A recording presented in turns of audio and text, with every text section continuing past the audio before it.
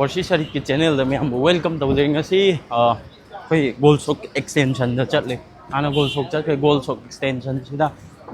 मैं surprise हम ले surprise तो योरगा यंग लगे यंग मिनर से so let's begin guys तो योरगा आई surprise तो खुदक तो इन्हें फिर so मैं याम ना नक्सिल ले gold sock टी योजिल ले new gold sock extension high दो सीने याम फजबनी स्वाई जी हानगी अरीबा गोल सोक दुना अमनी मागी बिल्डिंग ना चिंग बजे स्ट्रक्चर याम फजन सेम बनी से तन तन ना उबो इतो सास tang tang tang tang tang tang tang tang tang tang tang tang tang tang दुगा सी मन जिते काम हुजिक कबक छाइबो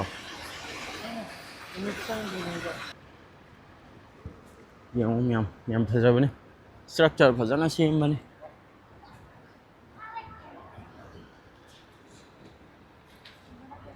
स्वाई काप के हाइबो फजनी फजबनी नुमी मंगान सिदा लेपगा सुमाइना ने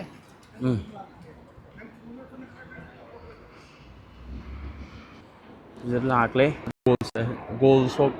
new extension si new ne ba hana gi old na te ba si yam phajaw ma pham ni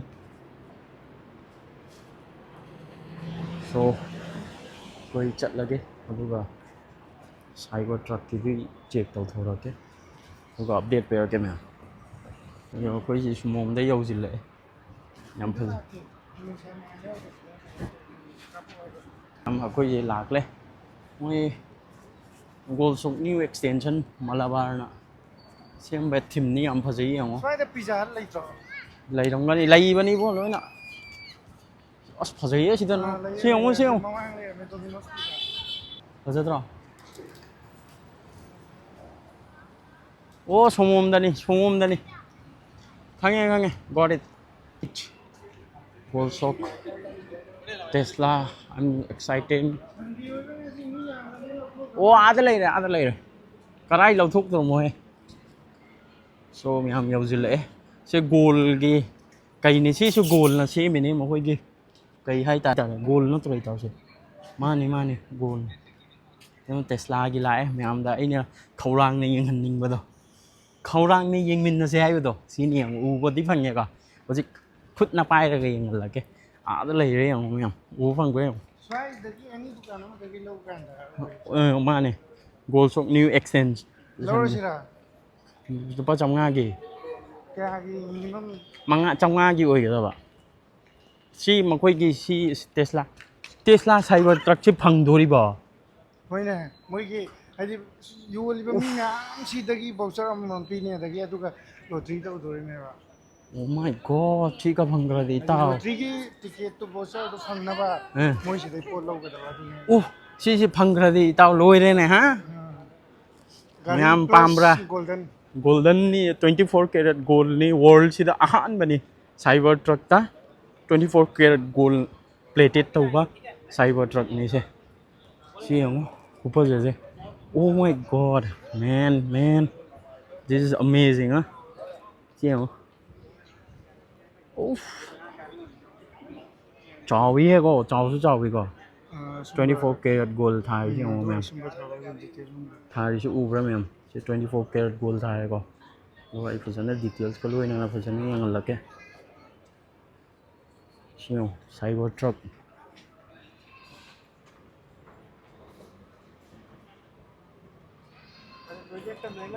24 karat gold style do magi chao 이거 Tesla ni Tesla cybertruck hai do ni yang mo mem ko je no front da game ka yang la ka sida magi instruction chu loina pi re ko moina how to enter ma koi offer kai dan ching ba siang loina na tang ai tham lage mem yengo moi hai ri ba instruction na ching ba se ko duga sina front ni Tesla cybertruck ki front ni se ni aduga mathak ta gi so khara ai glimpse khara lawak lage से photo खजवा हम तो लो siang ชื่อ world की आहान बने gold plated 24 karat gold plated cybertruck 24 karat gold plated cybertruck ไซต์คุณที่มันจะถ่ายได้ทำเลยวะดูป่ะ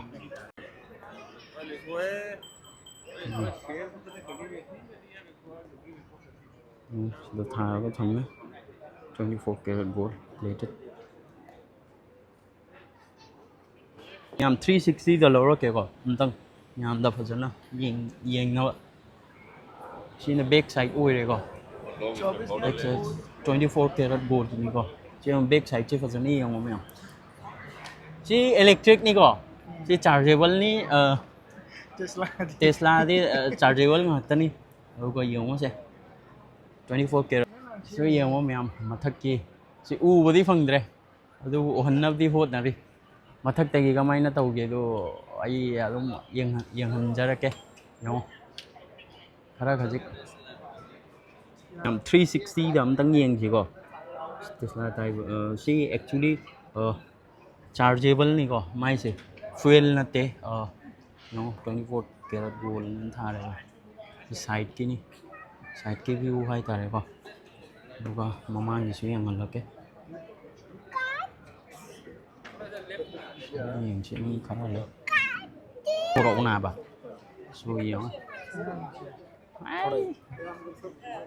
chị nó mang gì đến xem cô đó đúng cơ xin là mai instruction đủ lầy đấy xin là có site cái đủ lầy đấy 24 karat gold này thay chứ là sao mình price thì mình không đấy Tesla की price रा मका gold की plated की दी कया ओइरकदोइनो ma'am हाइबिरो कयामु ओइरमगदौ माली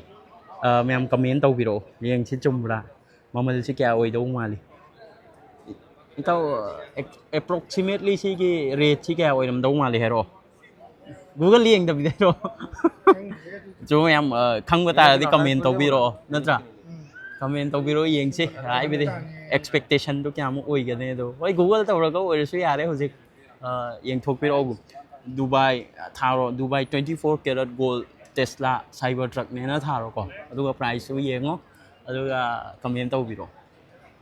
sini myam manung gi di yadre ko moi khajin kre ngarang open taw hubane adu ai lak pa sanghodre nang hodre adu duna ne manung gi interior du di ai atopa mathang gi video namlak pada hai tare ko mathang gi video ai samlak pada adu ra ai phajana car की collection की दा ई ma'am दो उन्नब होनजरके location जिना याम लाइ बनी गोल सोक new extension निको सिदा लाओ अदुगा सोमदगी अदुम गोल उन्नु ओल गोल सोक तगी अदुम चुमना चंगलकपदा लैरो मफम नि यामना इजी ओइ मफम नि अदो येंगो से यामना नुंगाइबो मफम नि अदुम हैंग आउट तौबसु याबा को अदुम यामना नुंगाइगदा मफम नि येंगो से सराउंडिंग ओइरा करी ओइगेरा नुंगाइ मफम नि लाओ म्याम एन्जॉय तौ दुनि सोमोमदा खरा थोकलगना कई उबा फंगने हाइबदा इन्फिनिटी ब्रिज उबा फंगने म्याम आई यंहन नबो होना जरके यंगचे इन्फिनिटी ब्रिज तो लाइट थलक्त्री याम फजबा ब्रिज नि अदु सोको सियं हादा लैद्रे इन्फिनिटी ब्रिज तो सियं खरा सेंगबदि वा उरेदना म्याम सि मोय कैनोमना खंजनग्रे नतरदि याम फजबने मोय यूए की फ्लैग की लाइटिंग पीरगा लैबने सोमोमदना ओके एक्सटेंशन तो लगे आई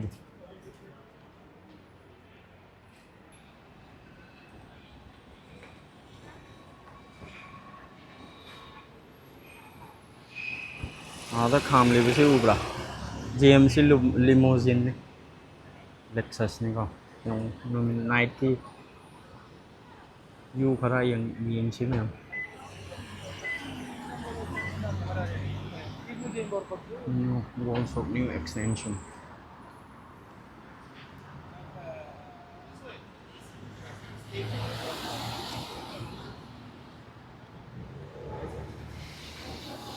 कोई से हुजिक लाकले अच्छा पोचा ना बगी दमकता सा पोचा रनी देबा में हम फिट पिर नन सा फम थमले Dubai yung mga facility yung angang sana from garden hay tare ko.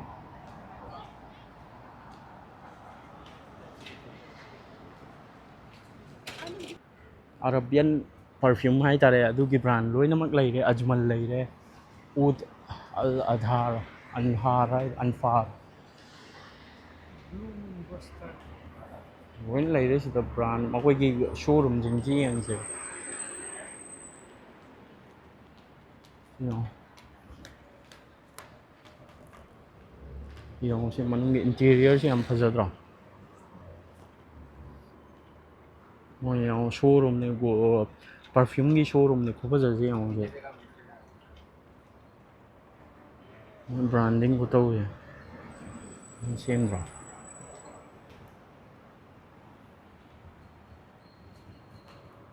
adum yeng la se adum perfume ga so loi na nai khara sangal lage blog che miyam yeng bada nungai na ba kita makta the fragrance la ye fragrance ka makta ne world ki hoje collection la ai yang bottle jing jing bottle jing de yang phajadra pin re yang bada perfume ki si oil based perfume ne si French si na French ki itau na pamba loina lai re create eventus na chingwa changam jiro ita loin lai re to French ki akoi world brand yeng sing do loin lai re yeng cham ta ai manung da video lo ba ya bri yeng te du ga myam da update pe so phung bi ki su lai re du si na French perfume nga tani mostly ko chung lai ka Arabian chomom da lai Sina te Arabian yang chilao to Great event tas sulai re tu sulai re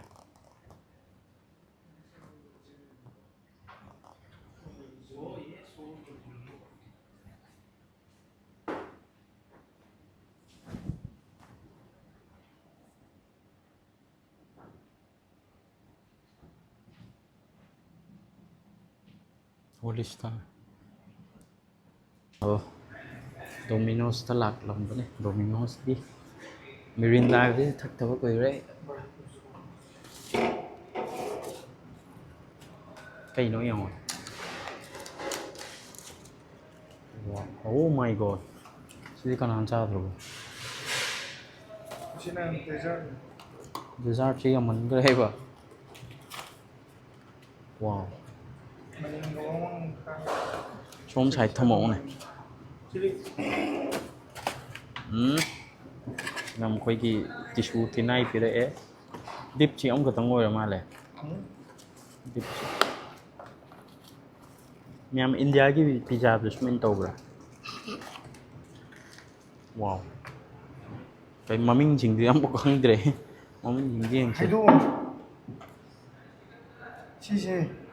barbecue cup chicken legend này xem nào barbecue không được hai tôm hay rồi cái nóng hay thì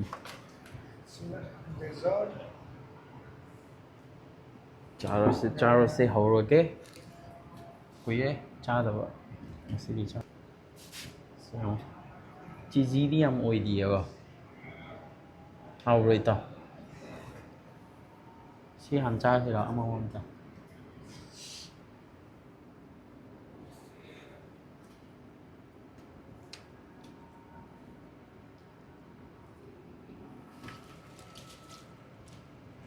video si kam dau ge ai su khara khajik ai nang ngam jaba do myam gi damakta presentation taw rabani un na hot na jarak pani hai bidi manung gi interior de ai ko na mathang gi kai gongba